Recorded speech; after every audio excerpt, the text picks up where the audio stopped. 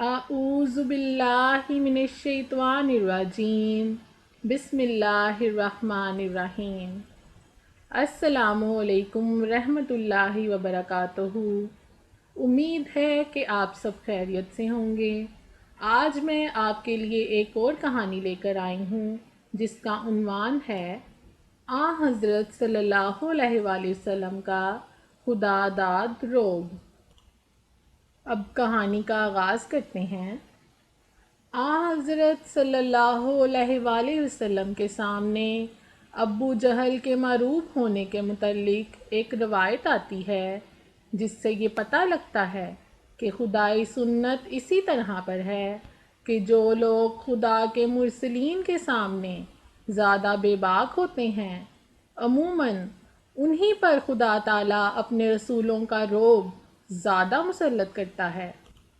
چنانچہ لکھا ہے کہ ایک دفعہ اراشا نامی شخص مکہ میں کچھ اونٹ بیچنے آیا اور ابو جہل نے اس سے یہ اونٹ خرید لیے، مگر اونٹوں پر قبضہ کر لینے کے بعد قیمت ادا کرنے میں حیل و حجت کرنے لگا۔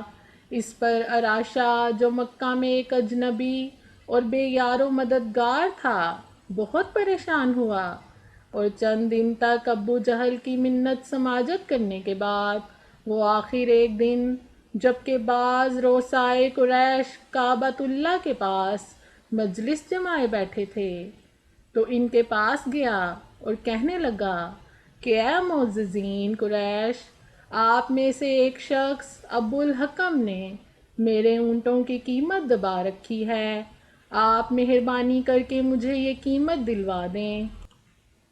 قریش کو شرارت جو سوجھی تو کہنے لگے کہ ایک شخص یہاں محمد بن عبداللہ نامی رہتا ہے، تم اس کے پاس جاؤ، وہ تمہیں قیمت دلا دے گا۔ اور اس سے غرض ان کی یہ تھی کہ حضرت صلی اللہ علیہ وآلہ وسلم تو بہرحال انکار ہی کریں گے اور اس طرح باہر کے لوگوں میں آپ کی سبکی اور ہنسی ہوگی۔ جب اراشا وہاں سے لوٹا تو قریش نے اس کے پیچھے پیچھے ایک آدمی کر دیا کہ دیکھو کیا تماشا بنتا ہے۔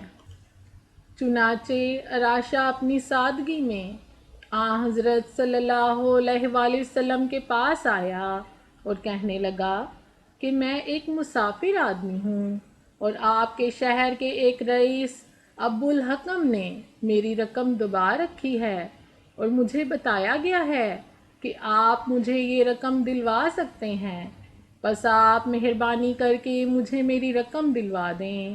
حضرت صلی اللہ علیہ وآلہ وسلم فوراً اٹھ کھڑے ہوئے کہ چلو میں تمہارے ساتھ چلتا ہوں۔ چنانچہ آپ صلی اللہ علیہ وآلہ وسلم اسے لے کر ابو جہل کے مکان پر آئے اور دروازہ پر دستک دی۔ ابو جہل باہر آیا تو آپ صلی اللہ علیہ وآلہ وسلم کو دیکھ کر ہکا بکا رہ گیا اور خاموشی کے ساتھ آپ کا منہ دیکھنے لگا۔ آپ نے فرمایا، یہ شخص کہتا ہے کہ اس کے پیسے آپ کی طرف نکلتے ہیں، یہ ایک مسافر ہے، آپ اس کا حق کیوں نہیں دیتے؟ اس وقت ابو جہل کا رنگ فک ہو رہا تھا۔ کہنے لگا، محمد ٹھہرو، میں ابھی اس کی رقم لے کر آتا ہوں۔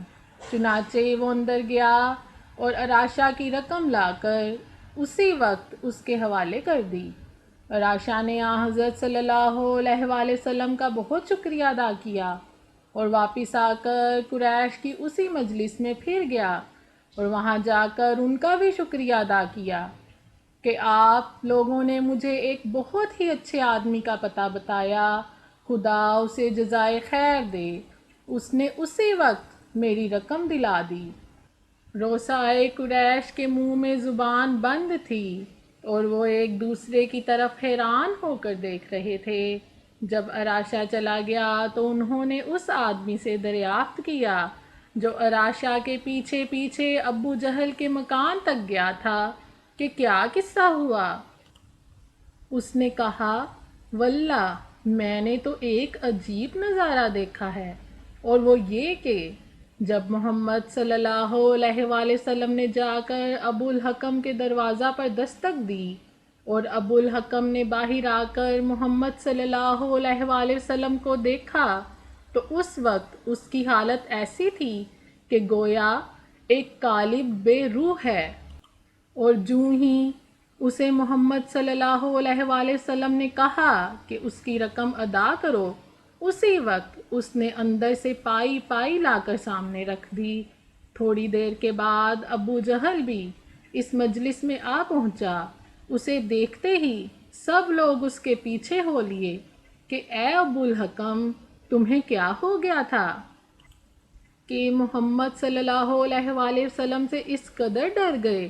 اس نے کہا، خدا کی قسم، جب میں نے محمد کو اپنے دروازے پر دیکھا تو مجھے یوں نظر آیا کہ اس کے ساتھ لگا ہوا ایک مست اور غضبناک اونٹ کھڑا ہے، اور میں سمجھتا تھا کہ اگر ذرا بھی چوں چرا کروں گا تو وہ مجھے چبا جائے گا۔ امید ہے کہ آپ کو یہ کہانی پسند آئی ہوگی۔ مزید دینی و اخلاقی کہانیاں سننے کے لیے میرے چینل تعلیم و تربیت کو سبسکرائب کریں، لائک کریں اور شیئر کریں۔ اگلی کہانی تک کے لیے خدا حافظ۔